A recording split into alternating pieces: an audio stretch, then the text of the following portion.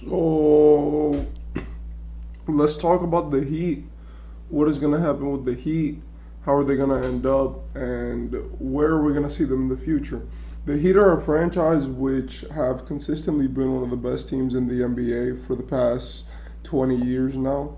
You know, they're a team which centers themselves around not losing, and they've been consistently one of the teams which you've seen at the top of the standings, or at least that they've been competitive for forever.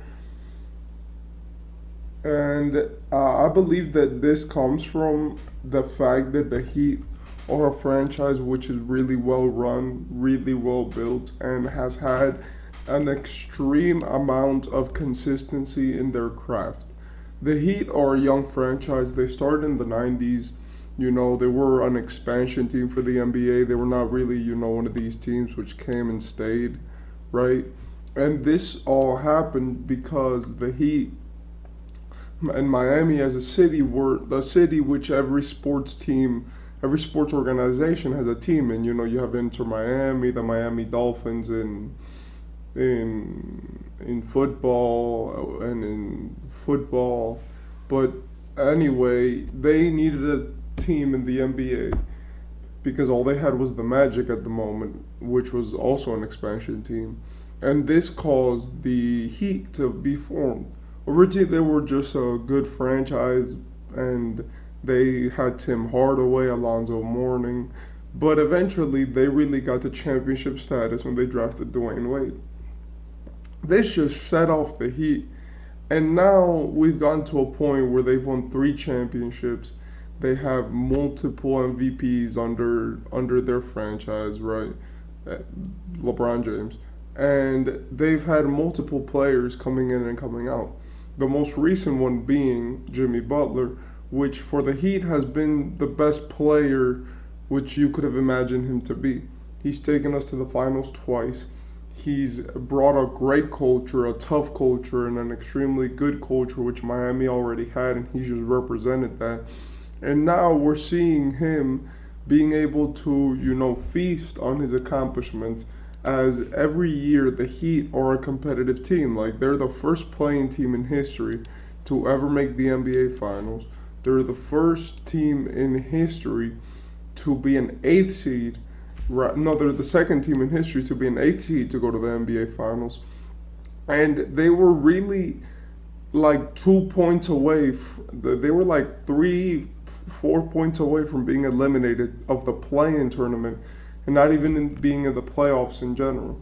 And that just is a testament to how important the Heat are to the league, where they got one chance to be in the playoffs and they maximized that. The Heat for the 2023 season looked beat. They didn't have a lot of their stars, right? As Jimmy missed the games, and even though he played, he was still one. Jimmy Butler in the regular season doesn't really try, and for the 2024 season, they look really beat. And I'm just saying this as a Heat fan. Like, this is my team. We look beat as we don't have Max Strus anymore. We don't have Gabe Vincent.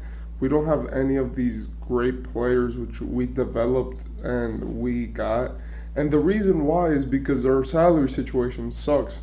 Like, we've had three players signed to basically max deals in Tyler Hero, Jimmy Butler, and Bam Adebayo. And then we're paying Kyle Lowry $30 million just to be an old point guard who can distribute.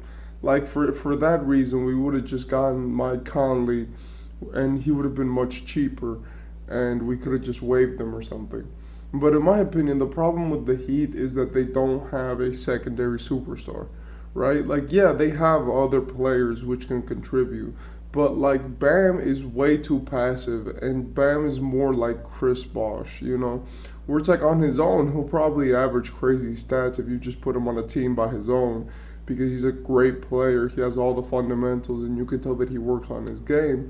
But he's not one of these guys who's going to perform consistently in the playoffs and take you to win a championship, right? Like, that's just not him.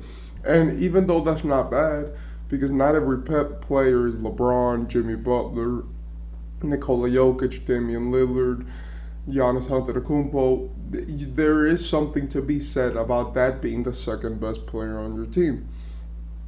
So what happens now is that now Damian Lillard asks for a trade to Miami.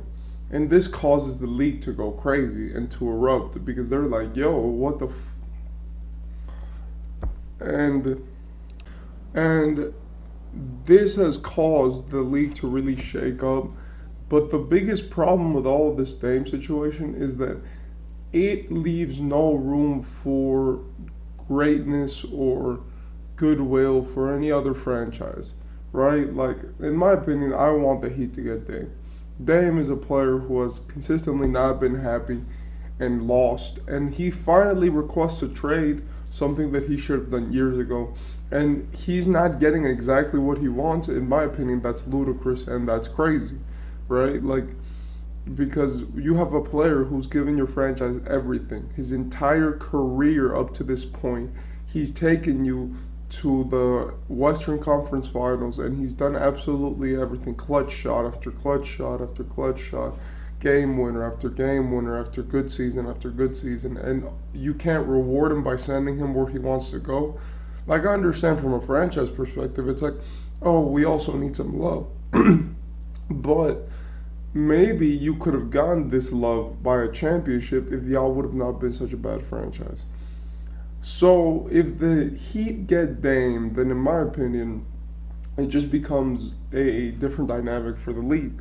What do they give up? What is their bench after they get Dame? And how are the Heat going to prioritize their young guys? They have Jaime Jaquez Jr., and they also have, Nikola Jovic. But the problem with the Heat is that they only like guys who are proven or who at least prove that they should play minutes. And the thing is that they don't really accept young players who just think that they should get minutes because they got drafted. And that's something that's always made the Heat stand out, right? Like, the players who have been good, who have developed through the Heat, which are not like lottery picks, they've been Gabe Vincent, undrafted, right? We had Duncan Robinson, undrafted. We had Max Strus, undrafted. And really, they've become players which are starters in the NBA and effective players who get real minutes and real contracts. And the reason why is because in the Heat system, you fight for your role.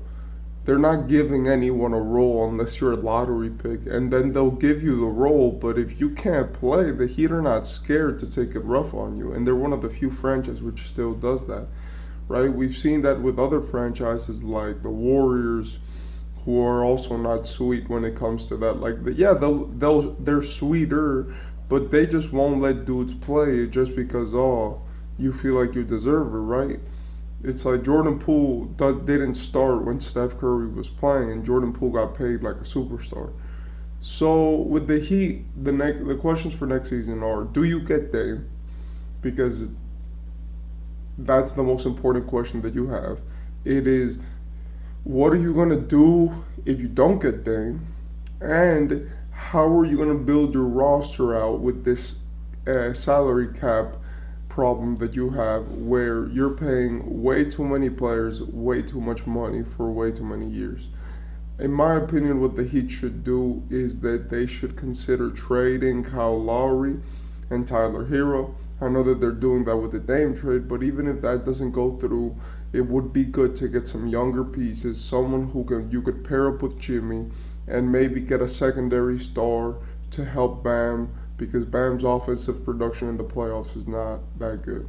This is coming from a Heat fan, by the way, but yeah, I think that they'll still be good next season. It's just that they could upgrade. And in my opinion, the Heat really look like a franchise which are really relying on this Dame trade to save them, quote unquote. But if they don't get it, then it's going to really mess up the whole structure of their entire franchise, because they've now offered basically all their franchise except for Bam and Jimmy, and it will probably mess up the chemistry, which, even though, yes, the Heat are tough, play through everything, shut up and play, it is a big thing when all of your players know that your franchise doesn't care about you anymore. And it's why the Brooklyn Nets franchise imploded a few years ago. So yeah, let's see what happens.